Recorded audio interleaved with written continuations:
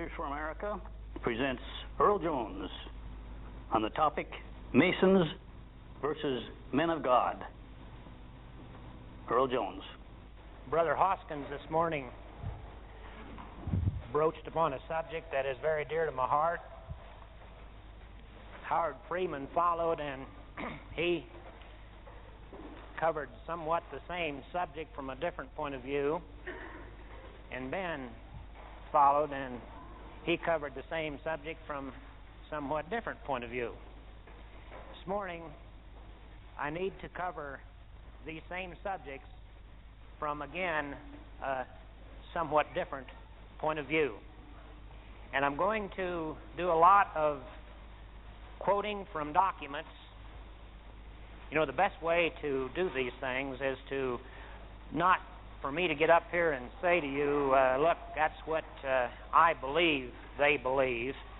But the best thing to do is to get up here and read to you the quotes, the excerpts of what they say they believe. And, of course, they can still hang me for that, but nevertheless, it is them doing the talking. So let's read in Ephesians 6 to start this, verses 10 through 12. We read this: Finally, my brethren, be strong in the Lord and in the power of his might. Put on the whole armor of God, that ye may be able to stand against the wiles of the devil. Now, that word devil here, in this sense, means adversary. For we wrestle not against flesh and blood, but against the rulers of the darkness of this world, against spiritual wickedness in high places. Now, we so often think or have a tendency to spiritualize verses like this, and we want to think of it as spiritual good versus spiritual wickedness. It says there in verse 12 that we wrestle not against flesh and blood, but against spiritual wickedness. And yet, at the same time, we know that all of the prophets of the Old Testament, the apostles, and Jesus himself talk about people. They talk about organizations. They talked about societies and religions doing evil. This means to me that it has to mean groups of people banding together for a cause or believing in something that is against the God of the Holy Bible. Now, we know that there are many such groups in the world today that fall into this category. Secular humanism is perhaps the best-known group. And there, of course, is the Age of Aquarius, or the Rainbow Conspiracy, and the Satan worshippers. The so-called respectable religions of the Eastern occults would fall perhaps under this same category. But today, I would like to talk about an organization that seems to be the battle axe of these God-hating societies and religions. Bear with me.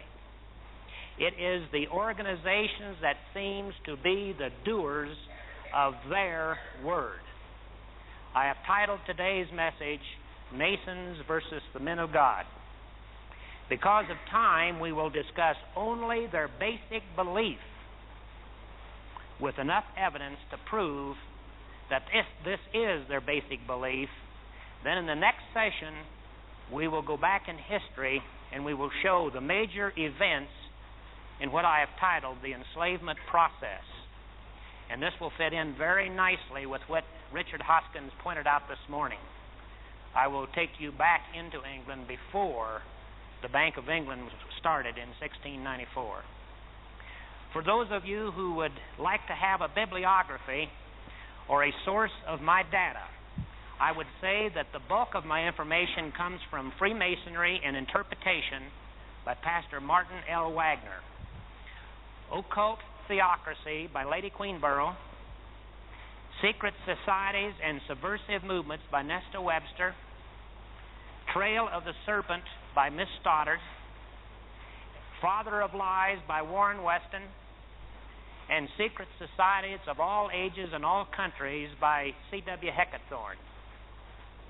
Now, Pastor Wagner has this to say, and I quote, The most dangerous antagonists of Christianity in its earliest days were the worshippers of Isis, under various modifications such as Demeter, Sybil, Diana, and Mithraism. Now, Mithraism is the worship of the generative powers under the aspect of light. Remember the word generative power. The enemies of, I quote Pastor Wagner, the enemies of Christianity clothed these ideas in the language of the New Testament and of the church. This was the secret of their power and influence. By skillfully veiling their pagan ideas under the terminology of Christian doctrine, many who thought themselves serving the Lord Jesus Christ were led unconsciously into the pagan cults. And this is the method of Freemasonry. End of quote. Now, to me, it is a paradox, because Freemasonry, in the modern term, has inspired some of the good things that mankind has done for one another. We have many examples. The Shriners Burn Center. It's an excellent example of loving your neighbor as yourself. And yet, at the same time, it has fomented most of the bloodiest revolutions in recent recorded history. It has produced some of the finest specimens of art. It has changed moral, decent people into demons of lust and crime. Pastor Wagner said this, that religion is without doubt the most powerful motor in man, and religion is the motor in Freemasonry. It is a religion. Not one person in 10,000 possesses or even suspects the esoteric aspects of Freemasonry and its diametric and diabolical opposition to Christianity. Not one Mason in 10,000 suspects this. The truth and the real secrets of Freemasonry are not taught in the lodge at all. This is important. Good Christian gentlemen and ladies, including pastors, Christian pastors, join the Freemasons and truly believe that they are doing a marvelous work for their fellow man, because they know about the organization. All they know about the organization are the exoteric lessons learned. They know nothing about the esoteric points of view. Couched inside are the esoteric doctrines that ever so subtly modify their thought patterns. They do not take Christianity into the Masonic Lodge meetings. The Masonic doctrine is brought back into the various churches. So what about the history of the Freemasonry movement? Some say that it goes back into the very dim past, even before recorded history. Now, there may be some truth to that. It just depends upon what point of view you take it, what doctrine you discuss, or what point of their belief. According to the Royal Masonic Cyclopedia, so we'll, for the first time, go to their document. According to the Royal Masonic Cyclopedia, no less than 12 theories have been advanced to the origins of the Masons. 1, from the patriarchs, so that sure enough goes back into the dim past. 2, from the mysteries of the pagans.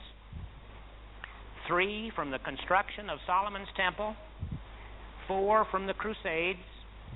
5, from the Knights Templar. 6, from the Roman Collegia of Artificers. 7, from the operative Masons of the Middle Ages. 8, from the Rosicrucians of the 16th century. 9, from Oliver Cromwell, and keep that name in mind for tomorrow's talk. 10, from Prince Charles Stuart for political purposes. 11, from Sir Christopher Wren of the building of St. Paul's Cathedral. And 12, from a Dr. Desaguliers and his friends in 1717. So modern Masonry is a dual system, a blend of two distinct traditions, of operative Masonry based on the actual art of building and a speculative theory of what they call the great truths of life and death.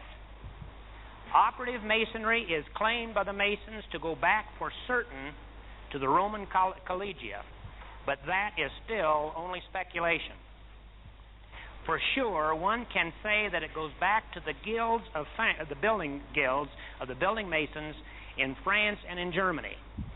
And the Abbé Grenadier says, writing from Strasbourg in 1778, he traces the whole system of Freemasonry to these German guilds, and he says this much vaunted society of Freemasons is nothing but a servile imitation of an ancient and useful confrérie of real Masons whose headquarters was formerly at Strasbourg,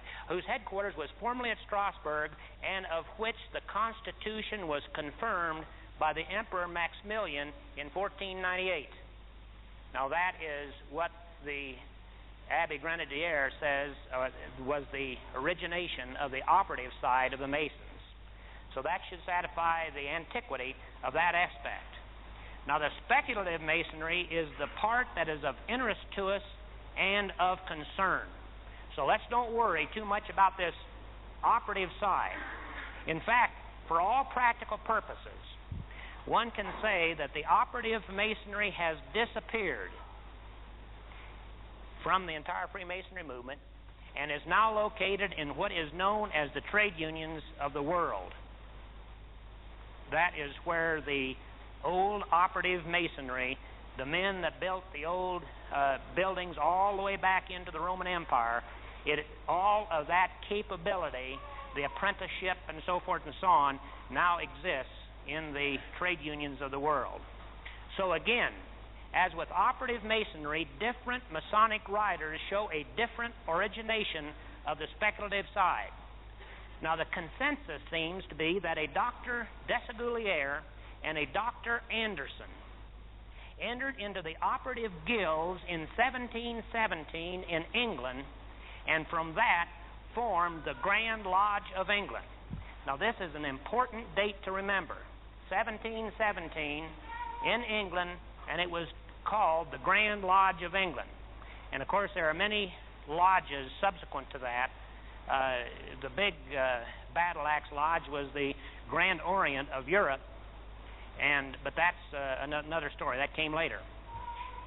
It was from this union of the operative guilds that the operative guilds were destroyed and a secret society of philosophical adepts came into power. This Dr. Desaguliers and the Dr. Anderson, in fact, Dr. Anderson wrote the Constitution of the Freemasonry movement. Now, some might say that the York chapter of the Masons was formed in 926 A.D. Now, that was an operative guild of operating Masons, of craftsmen, and has nothing whatsoever to do with modern Freemasonry. And besides, the date 926 is still only speculation. Now, the study of Freemasonry is a total project, and we could speak for hours on the subject and not scratch the surface. All I'm trying to do is to get you people to whet your appetite and to study for yourself. What I have to do in this short period of time is to give you a brief overview of their beliefs and their doctrines, and to show how they married together the organizations of the Eastern occult into the singularly most powerful organization in the world. Did you hear that? The singularly most powerful organization in the whole world. Yes, because of passiveness, pietism, dispensationalism, and all of the rest that makes up the Judeo-Christian ethic, Freemasonry is stronger than modern-day Christianity. You mustn't debate me on this. That is a truth. Only when we Bible-believing Christians start putting on the whole armor of God and start standing fast in the liberty and the freedom wherewith Christ hath set us free, and to teach our brethren that the truth will make us free, the order of Freemasonry will continue to make and break nations. Before we go any farther, we must understand the true difference between high-class thinking and low-class thinking. A professor at Yale University here just very few years back, he got stoned for this over at Pennsylvania University, but by the students. But he conceived the thought that high class and low class didn't have anything whatsoever to do with how much money you had in your pocket at the bank, your station in life, the home in which you lived, or anything like this.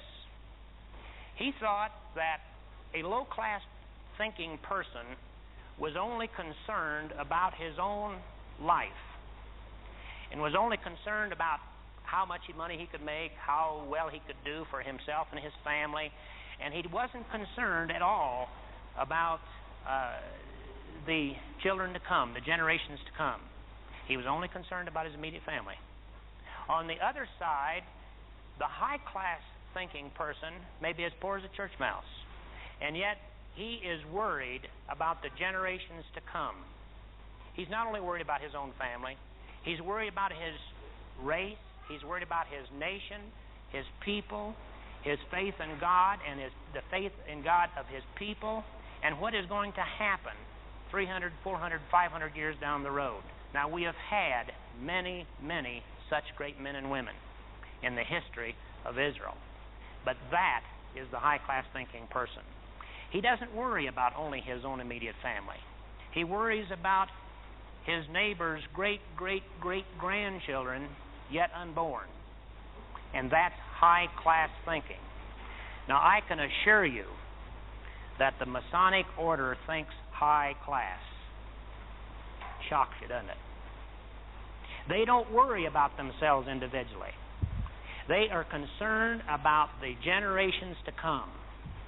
We must quit thinking only about our personal salvation and start thinking about loving one another, loving our neighbors as ourselves in the manner that Christ taught us.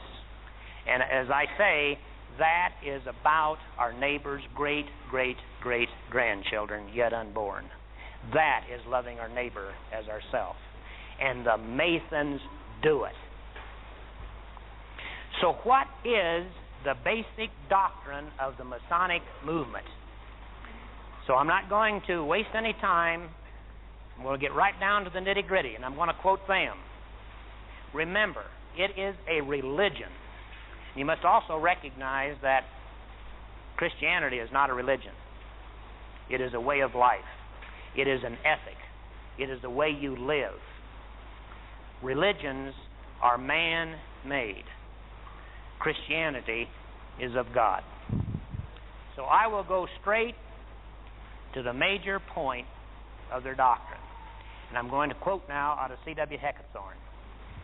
In his book, Secret Societies of All Ages and Countries. And he gives a detailed account of the legend of Solomon's Temple. Now, it is quite long, and so for the sake of time, I've got to excerpt this, and I'm going to do it on a point basis to read to you what this long legend of Solomon's Temple says. Point 1. Now, listen carefully, because there's something in here that is going to strike you very hard. Point 1. One of the Elohim, or primitive genii, married Eve and had a son called Cain. Whilst Jehovah, or Adonai, another of the Elohim, created Adam and united him with Eve to bring forth the family of Abel, to whom were subjected the sons of Cain as punishment for the transgressions of Eve. Now let's go back on this now. One genii married Eve, and conjugal relation was born Cain. Jehovah, or Adonai, and incidentally, Jehovah, or Adonai, is the God of the Christians. Another of the Elohim created Adam and united with him Eve. Now you notice he didn't even marry him to Eve, but he married the other one to to Eve, and that's an important point in itself. All right, Cain, now listen to this. Cain, though industriously cultivating the soil, yet derived little produce from it, whilst Abel leisurely tended his flocks. Adonai rejected the gifts and sacrifices of Cain and stirred up strife between the sons of the Elohim. Did you get that now? Cain killed Abel, and Adonai, pursuing Cain's sons, subjected to the sons of Abel the noble family that invented the arts and the diffused sciences. Point 2. Enoch, a son of Cain, taught men to hew stones, construct edifices, and form civil societies. Point 3. Tubal-Cain, another descendant of Cain, who first constructed a furnace, worked with metals, and dug subterranean caves in the mountains to save his race during the deluge. But it perished nevertheless. And only Tubal-Cain and his son, the sole survivors of that glorious and gigantic family, came out alive. Point 4. The wife of Ham, the second son of Noah, thought the son of Tubal-Cain handsomer than the sons of men, and he became the progenitor of Nimrod, who taught the brethren the art of hunting and founded Babylon. Point 5. Adoniram, or Hiram-Abeth, the descendant of Tubal-Cain, seemed called of God to lead the militia of free men, connecting the sons of fire with the sons of thought, progress, and truth. 6. Adoniram, or Hiram-Abeth, was sent to Solomon by Hiram, king of Tyre. And by now you can get some relationships to all of this back in the book of Genesis, and you're into 2 Kings now, I think about chapter 17. And this is very interesting how the interpretation of the Bible comes into this. He sent Adoniram, Hiram-Abeth, king of Tyre, to be the architect of the temple. Point number 7. The queen of Sheba accepted the hand of King Solomon in marriage, but she wanted to meet the architect who built the temple. When she met Hiram-Abeth, it was love at first sight. Point 8. The workers who built the temple were casting a great monument to Hiram-Abeth and called it the Brazen Sea. In the process of the casting with the molten metal, a voice from above cried, "Hiram, Hiram, cast thyself into the flames." Hiram threw himself into the flames, but he did not die. He asked the voice, "Whither do you take me?" The voice answered, get this carefully now, "Into the centers of the earth, in the great kingdom of Cain, where liberty reigns.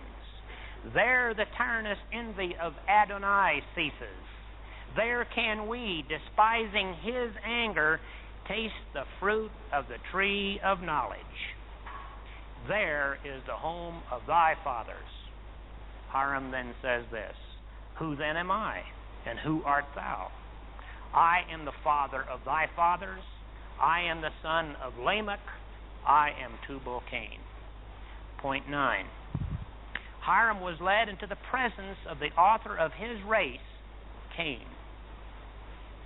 Cain related to Hiram his experiences, sufferings, and misfortunes brought on him by the implacable Adonai. After much discussion, Cain said to him, quote, "Go, my son, the genii of fire are with thee. Thy sons, invincible in thy name, shall destroy the power of kings, the minister of Adonai's tyranny." Point 10. Hiram-Abeth then returned to the surface of earth. But Solomon, finding out about the love between the queen of Sheba and Hiram, had some of the builders of the temple kill Hiram Abiff, and they buried him. But before he died, he threw the golden triangle on which was engraved the master's work into a deep well. Point 11. After 7 days he was found, and they dug him up, and they exclaimed, "McBennock, the brother is smitten." This became their sacred word of the master's degree. Now that's an excerpt. It's much longer. But I took all the gory stuff out of it so you could get that part of it. Now, all of this came from C.W. Heckethorn's book, Secret Societies of All Ages and Countries, in Volume 3, starting on page 3. Now, as you can see, there is a completely different interpretation of the Bible than we Christians have. This is important. We must remember this. Now, I think we need us a second witness to this. Just taking the one witness just won't quite do it. So let me give you a second witness. Albert Pike, along with Giuseppe Mazzini, formed the Supreme Council of Freemasonry on September 20th, 1870, and was known as the New and Reformed Palladian Rite. One must read the history of Albert Pike, his accomplishments, to fully realize the total evilness of this Luciferian worshiper. There just isn't time here today, but I wish that you would really take this and read his works. I'd like to quote a part of a document, though, that he titled Instructions, issued by him on July 4th, 1889.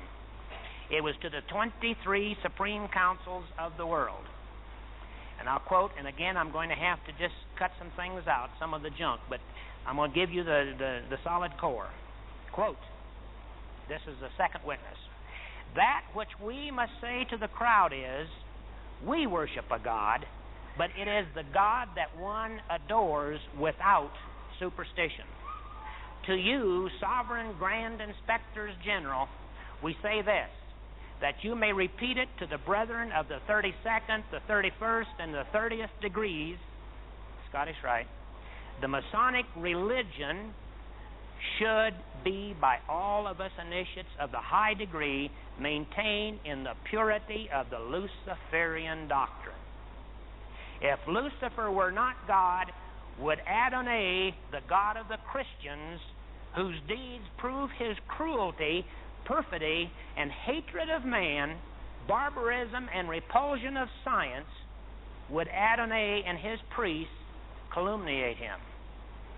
Now, the word calumniate means to falsely accuse or maliciously of a crime or an offense. And he continues, yes, Lucifer is God. And, unfortunately, Adonai is also God. For the eternal law is that there is not light without shade, no beauty without ugliness, no white without black. For the absolute can only exist as two gods. Then further on he says this, thus, the doctrine of Satanism is a heresy, and the true and pure philosophic religion is the belief in Lucifer, the equal of Adonai. But Lucifer, son of light and son of good, is struggling for humanity against Adonai, the God of darkness and evil. That's the end of Albert Pike's quote. Now, you must remember this. Albert Pike occupied simultaneously the positions of Grand Master of the Central Directory of Washington, that of the Grand Commander of the Supreme Council of Charleston, and that of Sovereign Pontiff of Universal Freemasonry, all at the same time. Now, let's just make sure. Let's have a third witness. When the Italian revolutionary General Garibaldi was admitted to the 33rd degree of the Scottish Rite, the Supreme Council sent a secret letter of instructions, of which the following is an extract. Quote, Masonry being nothing else but revolution in action, a permanent conspiracy against political and religious despotism, no single degree reveals the whole truth. The veil is lifted by degrees which hide the truth from the eyes of the curious. For us, invested with the supreme power, for us alone, truth is fully revealed and makes us know, see, and feel that man is at once God, pontiff, and king of himself. That is the sublime secret, the key to all science, the summit of the initiation.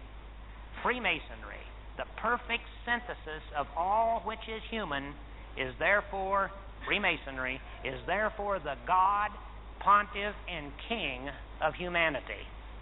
That is what explains its universality, its vitality, its power. He then goes on to say that this, on farther down in this letter, it too was quite long. Quote, "You must understand and interpret as follows our sacred motto: liberty, equality, fraternity." Where have you heard that one before? I will very quickly excerpt their meaning of liberty, equality, and fraternity from this letter of instruction. Liberty, the all-powerful arm for which we have upset the world, means unlimited and unrestricted independence, devoid of all authority, independence of will, which never submits to any power, which recognizes no king, no pope, no God. Equality means equalization of property for the rights of man to the common earth. Fraternity, the all-powerful promise with which we have established our power, means fraternity and Freemasonry to form a state within a state, with means and functions independent of the state, unknown to the state, and fraternity and Freemasonry to form a state above the state, with a unity, supranationality, and universality which makes it superior to and the power behind the state. Fraternity and Freemasonry to form a state against the state as long as permanent armies shall exist. Then he closed with this: "Repeat now after us our supreme vow. I swear to have no other country but the country universelle. I swear to oppose utterly, always, and else everywhere the boundaries of nations, the boundaries of fields, of houses, and of workshops, and of the bonds of family. I swear to overthrow at the sacrifice of my life the boundaries which the humanicide Christians have traced with blood and mud in the name of God. I swear to devote my entire existence to the endless triumph of progress and of universal unity, and I declare my adherence to the denial of God and of the soul." End of quote.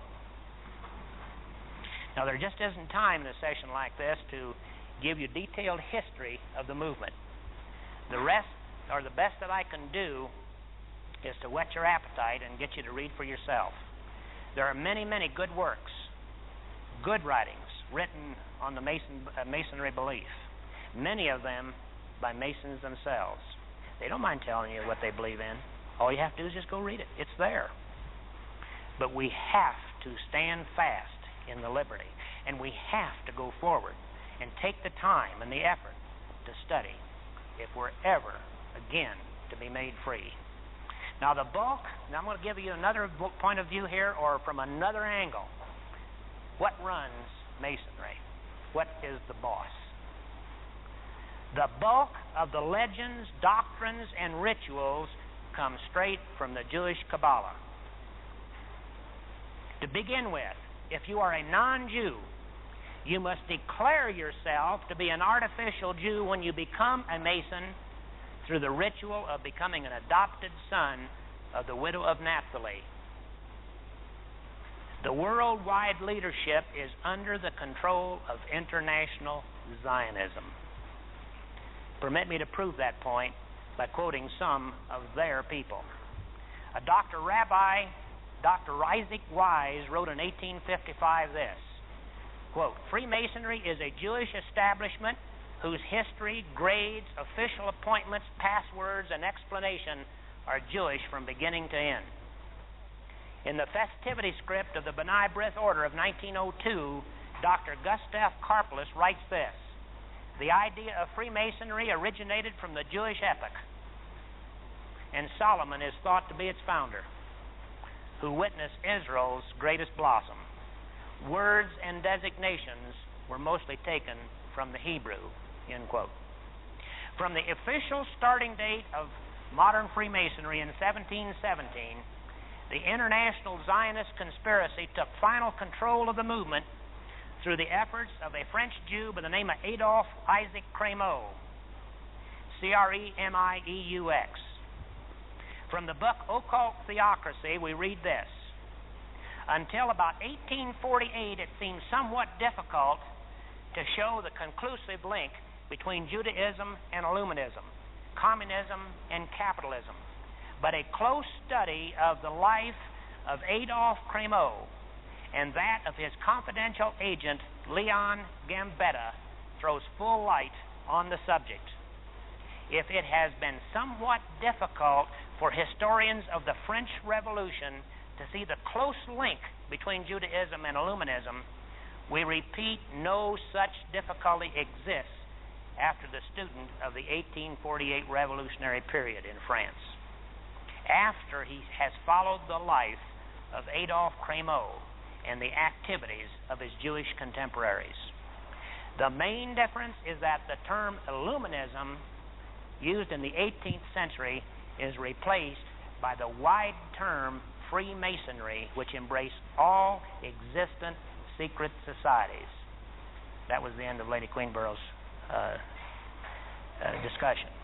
Crémeaux founded the Alliance Israelite Universelle. The alliance was destined to be the governmental representative of what they called the Kahal, or their communal living, their communal rule in whatever country they were in. And in the same time frame as Crémeaux, the Independent Order of the B'nai B'rith was founded in New York in 1843 by a number of German Jews. Its constitution, its district lodges, and its grand lodges stamp it as a Jewish Masonic lodge. The B'nai B'rith attained supremacy of the Jewish world by absorbing the national Zionism of the Universelle, the Alliance Universelle of Crémeaux, into their own international Zionist policy. There is but little doubt now, and this is by all of these writers, these students of Freemasonry, that the B'nai B'rith seems to be the supreme body shaping and directing for the attainment of their own purposes the policies of all Freemasonry beginnings with the Grand Lodge of England, going through the Grand Orient Lodge, the Scottish Rites, and ending in the Illuminati. But you must remember that the word Illuminati and that of Freemasonry are synonymous. Now, the protocols of the learned elders of Zion reiterate this point and its importance. You can either believe the protocols or you can disbelieve the protocols. But it seems sure peculiar to me that everything that the protocols said would happen has happened. I think the proof is there. By your fruits you shall know them. Part 4 of Protocol 15 states this: "Meantime, however, until we come into our kingdom, the Jewish kingdom, we shall act in the contrary way. We shall create and multiply free Masonic lodges in all countries of the world, absorb into them all who may become or who are prominent in public activity. For these lodges we shall find our principal intelligence office and means of influence. All these lodges we shall bring under one central administration, known to us alone and to all others absolutely unknown, which will be composed of our learned elders. The most secret political plots will be known to us and fall under our guiding hands on the very day of their conception." This is all out of Protocol 15. Now listen to this, and it'll touch all of you. Among the members of these lodges will be almost all the agents of international and national police, since their service is for us irreplaceable in respect that the police is in a position not only to use its own particular measures with the insubordinate, that's us folks, but also to screen our activities and provide pretexts for discontents. That was the Gordon Call incident, folks. Part number 6 of Protocol 15 says this: the Goyim enter the lodges out of curiosity. The Goyim enter the lodges out of curiosity or in the hope by their means to get a nibble at the public pie, and some of them in order to obtain a hearing before the public for their impracticable and groundless fantasies. They thirst for the emotion of success and applause, for which we are remarkably generous. From Part 7 of Protocol 11, we read this: for what purpose, then, have we invented this whole policy and insinuated it into the minds of the Goy without giving them any chance to examine its underlying meanings? For what indeed, if not in order to obtain in a roundabout way what is for our scattered tribe unattainable by the direct road? It is this which has served as the basis for our organization of secret masonry, which is not known to, and aims which are not even so much as suspected by these Goy cattle attracted by us into the show army of Masonic lodges in order to throw dust in the eyes of their fellows. And that's the end of the quotes from the protocols. So there is absolutely no question, it shouldn't be an end of your minds, what their purpose is and who runs them. And most of our people, not 1 in 10,000, knows what it's all about. They don't even know they're being led around like a bull by the ring in its nose. Now, it's just not my purpose of this discussion to tell you bad, wicked, terrible, awful things about somebody else, some other group. The purpose is to compare the men of the Masonic movement to the men of God. And when I say God, I mean our God, the God of the Christians, the God of the Holy Bible. I think that the entire discussion can be related to what Jesus said in Matthew 12:30. He said this: he that is not with me is against me, and he that gathereth me not scattereth abroad. I just don't believe that is enough to say that the men of God should have nothing to do with any of the secret societies of the Eastern occult, because Christians have tried to rationalize these organizations. And they say, well, there's some good of them because of what they have done for the crippled children and the burned children and the hungry children. That's true. But don't you see? They're not doing it in the name of God. They're doing it in the name of Lucifer. And this is important. And Cain is their great white hope. And they shall know of the truth of knowledge of good and evil. And they shall become as gods. All of these years, they have created revolutions and wars, Christian killing Christian, mile after mile of Christian crosses in these cemeteries. Go look for yourself. And then they have the guts to, quote, swear to the overthrow at the sacrifice of their lives the boundaries which the humanicide Christians have traced with blood and guts in the name of God. Doesn't that sound just like the communists do? They invade anywhere they want. They kill anywhere they want. They do anything they want. And then when you stand up to be noticed and say, you've got to stop this, they say, well, what are you doing? You're just standing in the way of the people, the progress of the people. It's exactly the same, but you got to remember it's the exact same people. And you must remember this, that they think with high class. So many of our people don't. They don't care about what happens to the next generation. They just want to keep themselves alive for a nice, long, healthy life. They don't worry about their grandchildren and great-grandchildren yet unborn. We had better start changing our minds. We had better start loving our neighbor as ourselves and living the way Christ wants us to live. We have the kingdom. We possess it. Let's have dominion over it. Let's not have Lucifer have the dominion over this nation and over this world. Right now, they run it. We're second rate because we have been put to sleep with thinking of another Christ, perhaps. If these people were to win, there would be no meetings like this. There would be no Christian churches.